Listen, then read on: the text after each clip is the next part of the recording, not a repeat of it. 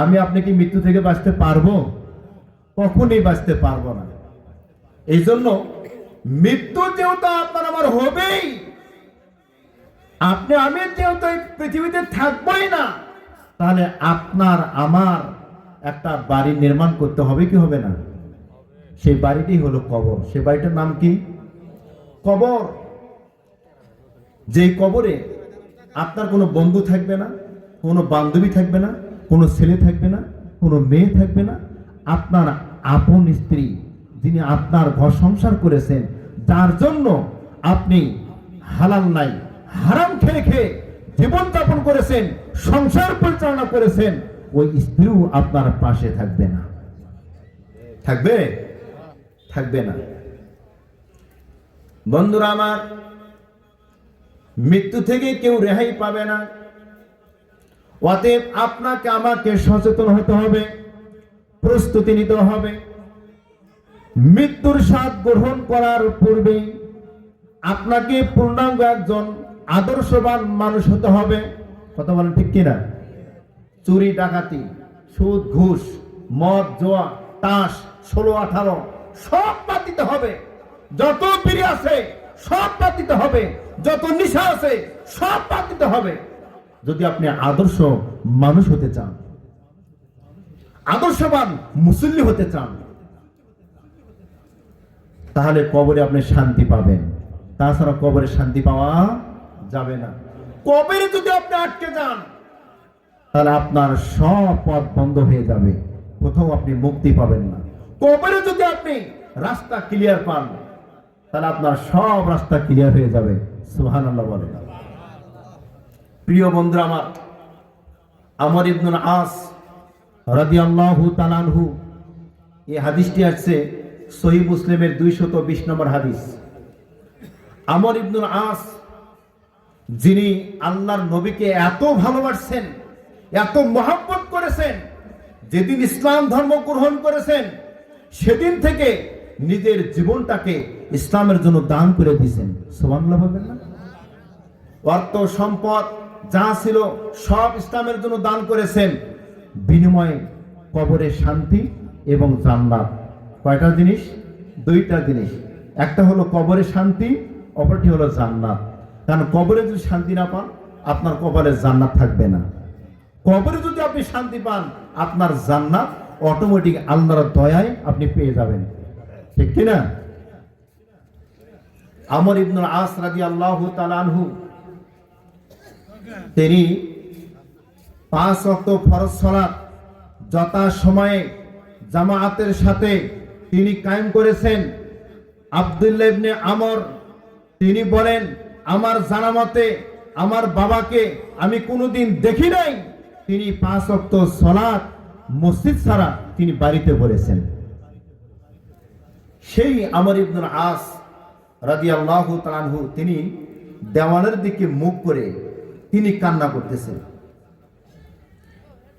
আব্দুল্লাহ বলেন, আব্বা, আপনি কি নবীর সুসংবাদ শুনেন নাই? অমুক অমুক সুসংবাদ শুনেন নাই? আপনি তো কোনোদিন মানুষের সঙ্গে খারাপ আচরণ করেন নাই। আপনি তো হকদারের হক আদায় করেছেন। আপনি তো প্রতিবেশীর হক আদায় করেছেন, প্রতিবেশীর সঙ্গে ভালো আচরণ করেছেন, প্রত্যেক ছেলেমেয়ের সঙ্গে আপনি ভালো আচরণ করেছেন, প্রত্যেক ছেলেমেয়ের হক আপনি যথাযথভাবে আদায় করেছেন। আপনার তো কোনো ভয় নাই, আপনার তো কোনো টেনশন নাই। আপনি কেন এই দেওয়ালের দিকে মুখ করে কান্না করতেছেন? আমর ইবনুল আস বলেন, ছেলে, আমার কাছে সব থেকে প্রিয় কালেমা হচ্ছে শাহাদাতি আল্লাহ ইলাহা ইল্লাল্লাহু ওয়া আন্না মুহাম্মাদার রাসূলুল্লাহ সাল্লাল্লাহু আলাইহি ওয়াসাল্লাম। আমার প্রিয় ছিল কালেমা। এই প্রিয় কালেমার উপর আমি আমার জীবনকে আমি পরিচালনা করেছি।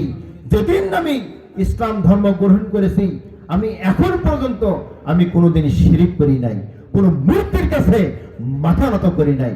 সুবহানাল্লাহ বলেন।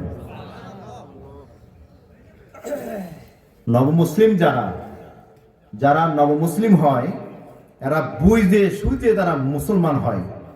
একবার কালেমা পড়লে বাকি জীবনে তারা মন্দিরে যায় না। সুবহানাল্লাহ বলবেন না?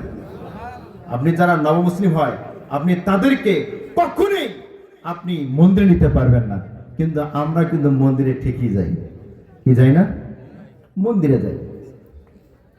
মুসলমানের সঙ্গে মন্দিরে কোনো সম্পর্ক নাই, ওটা যাদের ধর্ম তাদের সম্পর্ক। আপনার সম্পর্ক হচ্ছে মসজিদের সাথে। কথা বলেন ঠিক কি না? আপনার সম্পর্ক মসজিদের সাথে, তাদের সম্পর্ক তাদের মন্দিরের সাথে, তাদের গির্জার সাথে। কথা বলেন ঠিক কি না? আমর ইবনুল আস তিনি বলতেছেন, হে আমার ছেলে, আমার প্রিয় কালেমাই হচ্ছে শাহাদাতি আল্লাহ ইলাহা ইল্লাল্লাহু ওয়া আন্না মুহাম্মাদুর রাসূলুল্লাহ সাল্লাল্লাহু আলাইহি ওয়াসাল্লাম। এটাই হচ্ছে আমার প্রিয়। তবে আমার জীবনে 3টি পর্যায় কেটে গেছে। কয়টি পর্যায়? 3টি পর্যায়। খুব ভালো করে খেয়াল করবেন, স্মরণ করবেন, খেয়াল দিয়ে শুনবেন। 3টি পর্যায় কেটে গেছে। 1 নাম্বার হলো আমি আমর ইবনুল আস রাদিয়াল্লাহু তাআলা আনহু, আমি বিশ্ব নবী নবী মুহাম্মদুর রাসূলুল্লাহ সাল্লাল্লাহু আলাইহি ওয়াসাল্লামকে সব থেকে আমি বেশি ঘৃণা করেছি। এই নবী প্রসঙ্গে যারা কটূক্তি করেছে, যারা খারাপ আচরণ করেছে, আমি তাদেরকে বাহবা জানাছি, আর যারা ভালো আচরণ করেছে তাদেরকে আমি কষ্ট দিয়েছি। আর নবীকে কষ্ট দেওয়া এটা সব থেকে আমার প্রথম কাজ ছিল। 2 নাম্বার, আমার ভিতরে যখন ইসলামের প্রেরণা আসলো, ইসলামকে আমি বুঝতে শিখলাম, ইসলামকে জানলাম, নবীর প্রতি আমার মহব্বত হলো, ভালোবাসা জাগলো, আমার মন চাইলো আমি কালেমা পড়ব, মুসলমান হব। চলে আসলাম নবীজির কাছে, বললাম, ইয়া রাসূলুল্লাহ, নবী গো, আমি আমর ইবনুল আস আপনার কাছে আসছি, আপনি আমাকে কালেমা পড়ান, মুসলমান বানান। আল্লাহর নবী রাহমাতুল লিল আলামিন আনন্দিত হলেন, খুশি হলেন। আমরকে বললেন, আমর রে, তোমার হাতটা এগিয়ে দাও। আল্লাহর নবী হাত এগিয়ে দিলেন, আমর হাতটা এগিয়ে দিলেন এবং হাতটা টেনে নিলেন। আল্লাহর নবী বলেন, আমর রে, কি হলো তোমার?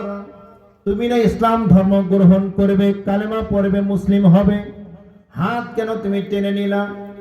আমর বললেন, ইয়া রাসূলুল্লাহ, ওগো আল্লাহর নবী রাহমাতুল লিল আলামিন, আপনার সঙ্গে আমি পূর্বে শর্ত করতে চাই। আল্লাহর নবী বলেন, আমর, কি শর্ত করতে চাও বলো। আমর বললেন, ইয়া রাসূলুল্লাহ, আমার জীবনে অনেক পাপ করেছি, আমি মানুষের সঙ্গে খারাপ আচরণ করেছি, আমি সমাজের লোকের সঙ্গে খারাপ আচরণ করেছি। আপনি বলেন আমার জীবনের পূর্বেকার সকল গুনাহ মাফ হবে কি? আল্লাহর নবী রাহমাতুল লিল আলামিন বলেন, আমা আলিমতা আন্নাল ইসলামা ইয়াহদিমু মা কানা ক্বাবলা। হে আমার, যদি তুমি ইসলাম ধর্ম গ্রহণ করো, কালেমা পড়ো, মুসলিম হও, ইসলাম ধর্ম গ্রহণ করলে আল্লাহ তার জীবনের পূর্বেকার সব গুনাহ মাফ করে দেন। সুবহানাল্লাহ। আমা আলিমতা আন্নাল ইসলামা ইয়াহদিমু মা কানা ক্বাবলা। ইসলাম ধর্ম গ্রহণ করলে, ইসলামের উপর তার জীবন পরিচালনা করলে আল্লাহ তার জীবনের পূর্বেকার সব গুনাহ মাফ করে দিবেন। সুবহানাল্লাহ বলবেন না? 2 নাম্বার হলো ওয়া আন্নাল হিজরাতা তাহদিমু মা কানা ক্বাবলাহা। আল্লাহর নবী বলেন, যে ব্যক্তি হিজরত করে, হিজরত করলে তার জীবনের পূর্বেকার সব গুনাহগুলো মাফ হয়ে যায়। ওয়া আন্নাল হাজ্জা ইয়াহদিমু মা কানা ক্বাবলা। যে ব্যক্তি হজ করে, কি করে?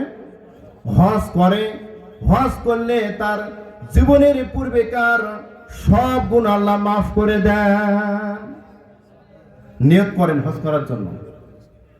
যাদের সম্পদ আছে নিয়ত করেন, আপনার জীবনে যত গুনাহ করেছেন আল্লাহ সব গুনাহ এই হজের বিনিময়ে আল্লাহ আপনাকে মাফ করে দিবেন, যদি আল্লাহ আপনার হজটাকে কবুল করে থাকেন। এই জন্য নিয়ত করেন, যেহেতু আমি আপনি জীবনে বহু গুনাহ করেছি, ঠিক না ভাই? আমাদের প্রতি মুহূর্তে আমাদের গুনাহ হয়। এই জন্য নিয়ত করেন যে আল্লাহর ঘর আমরা তাওয়াফ করব, হজ করব, আল্লাহ যেন আমাদের গুনাহকে মাফ করে দেন। এই নিয়ত করেন, দেখবেন আল্লাহ আপনার গুনাহকে মাফ করে দিবেন। অতঃপর আমর বলেন, হে আমার ছেলে, অতঃপর আমি কালেমা পড়লাম, মুসলমান হলাম। 2 নাম্বার চলে গেল। 3 নাম্বার হলো ইসলাম ধর্ম গ্রহণ করার পর আমি এত আনন্দিত হলাম, এত খুশি হলাম, আমার চেয়ে ভালো মানুষ মনে হয় আর মক্কাতে নাই। এত ভালোভাবে চললাম, এত ভালো আচরণ করলাম সবার সাথে, কোনোদিন আমার আচার আচরণে কেউ কষ্ট পায় নাই। পরবর্তীতে মানুষের সঙ্গে ওঠা বসা করতে গিয়ে, সমাজে পরিচালনা করতে গিয়ে না জানি আমার কত গুনাহ হয়ে গেছে।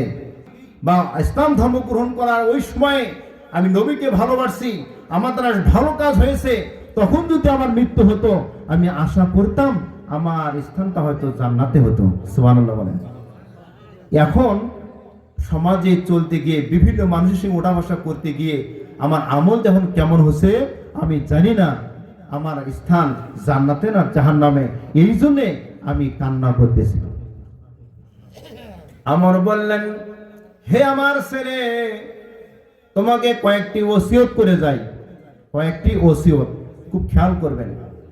1 নাম্বার ওসিয়ত হলো, আমি যখন মৃত্যুবরণ করব, মৃত্যুর সময় যখন হয়ে যাবে, তখন তোমরা আমার কাছে তোমরা কালেমা পড়তে থাকবে, আমাকে বলবে না কালেমা পড়ো।